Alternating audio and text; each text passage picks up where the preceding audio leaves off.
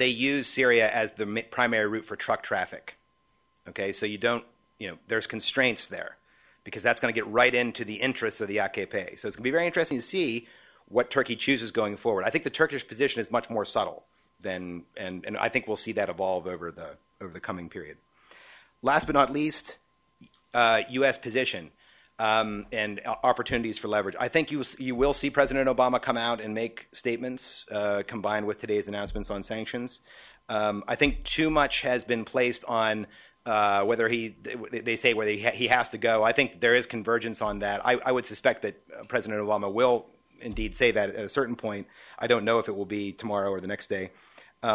But the primary area of leverage are energy sanctions, not just any old leverage, not just any old sanctions, not throwing the book at them like Iran, but rather oil exports. Oil exports from Syria account for about between a quarter and a third of revenue. Okay?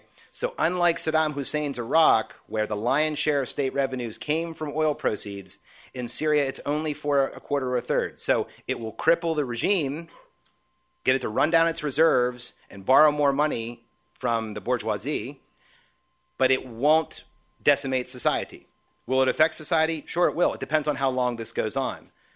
But in the face of this kind of brutal crackdown, without a plan to get out of it, Western leaders, both in the United States and in Europe, don't know what else to do. It's a primary area of leverage, and I think you're going to see it deployed over the coming days and weeks. As you know, there's been a bill introduced in the Senate that will probably be accompanied by one in the House. That will be in September. So that would give the Obama administration additional legal authorities. Now, the designation of the commercial bank of Syria today, as I said, will allow the Europeans to target the commercial bank for other reasons, which could affect this policy. That's about it. Thanks very much. Thank you, Andrew. Ted, please.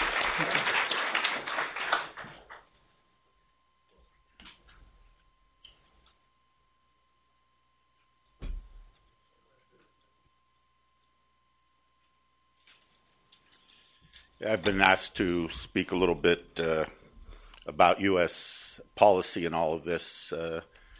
Obviously, I don't represent the administration. I've been out of the State Department for 8 years, and I'm certainly not speaking for my organization, Amid East.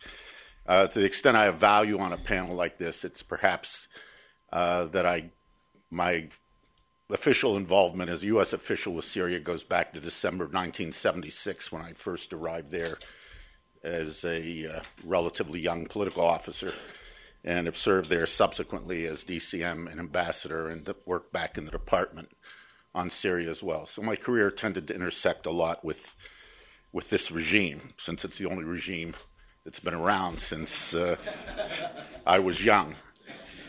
Ever since talks broke down in Geneva, when Clinton went and then President Clinton met with Hafez al-Assad in April of 2000 in Geneva. The United States has really, I think, on many occasions not known how to approach Syria, what policies to take. There have been a lot of policy fights and a lot of just gridlock, if you will, in dealing with Syria. And the Bush administrations, the hardliners, a lot of neoconservatives tangled with the foreign policy professionals, and while they may have gotten the best of it most of the time, they still didn't really prevail. Syria wasn't next after Iraq, as we've seen. Bashar was, as Andrew Tabler indicated, was badly shaken after the assassination of Rafiq Hariri and the demands of the March 14 movement, with the backing of the international community, that Syrian troops, for once and for all, get out of Lebanon. But in the end, Bashar actually became quite confident because he outlasted the U.S., Turkey, and then even Saudi Arabia helped him to break out of his isolation. So he saw the Bush administration come and go, and he was still there. And he became quite smug about it. And, as I said, overconfident. And I think the this overconfident attitude was very apparent in the January Wall Street Journal interview he gave after we saw initial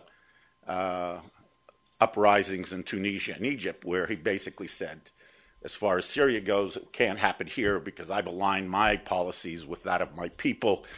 And anyway, democracy needs a lot of dialogue, and we're just in the early stages of that. And so it was a very patronizing, very smug interview, one that I hope he regrets.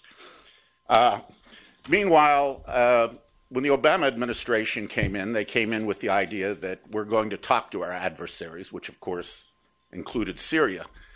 But while they sent envoys there and the like, special envoys, senior officials, they never quite got around to naming an ambassador. They were always looking for the Syrians to give us something tangible that would justify sending an ambassador. And it really wasn't in the cards, I don't think at all, that Assad would do that. And so in the end, we did send an ambassador, but as a recess appointment in December of last year. The good news is we got the appointment right. We sent a very good man to do a very tough job, and he's been doing it in admirable fashion. We also have been fortunate in having others who know Syria well over the years, who've been involved in advising senior levels of the administration. I believe that the Obama administration has been right to be cautious in how it's approached all of this. Maybe they were misguided in the beginning in thinking, in the beginning of the Troubles, in thinking that Bashar al-Assad would be chastened by the events of Daraa and elsewhere and would maybe actually lead a reform movement and help Syria to a soft landing that very well could lead to his ouster. I don't think regimes go around killing their own citizens if they're ready to reform and turn over power peacefully in democratic elections. So that was never really in the cards. But at the same time, the administration really was hoping, too, that there would be a more visible and coherent leadership that would emerge from the opposition, maybe a leadership with which, for instance, elements of the regime could clandestinely engage in some dialogue, etc. Andrew referred to the possibility of, for instance, a coup as one way to get a soft landing. But it would seem that since the backbone of the security services and of the officer and non-commissioned officer corps of the Syrian military is composed of people from the Alawite minority, a minority that has experienced in their history discrimination and impoverishment. There was a reason they were living largely up in those coastal mountains of Syria. That they need, if they are going to need some encouragement to move against this family-centered regime. Also, I think the administration recognized that we just didn't have the leverage. Unlike with Libya, we didn't have the Arab League calling for foreign intervention. We didn't have a UN Security Council that was ready to pass any kind of a meaningful resolution with sanctions and sanctions that would bite. And Turkey, one of the most, if not the most perhaps important country in this equation other than Iran, which is hopeless, of course, from our standpoint, was not yet ready to abandon Bashar al-Assad, in whom they'd invested so much.